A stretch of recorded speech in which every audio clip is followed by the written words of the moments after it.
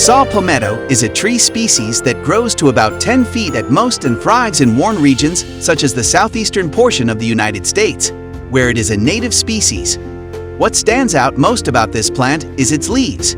However, it also produces flowers, which are somewhat unremarkable, and fruits that are small and have a dark color. The leaves of this species, Serenola repens, are large and about as wide as they are long, forming a somewhat circular overall shape.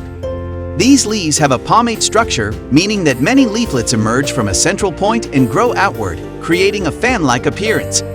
Saw palmetto is an evergreen species and can take on multiple forms. In some cases, it will take the distinct form of a small tree. In many other instances, this plant will grow as more of a shrub. In either case, the large leaves of this plant are an effective form of cover for many native animal species. The dense growth habit of this tree leads to many leaves and plenty of concealed space under the canopy where critters can hide. The saw palmetto tree also has some impressive capabilities that allow it to survive in difficult situations. As an example, this plant is tough and can withstand the harsh winds that are present in many of the coastal regions where it lives. The stems of saw palmetto are fire-resistant, which further adds to its longevity.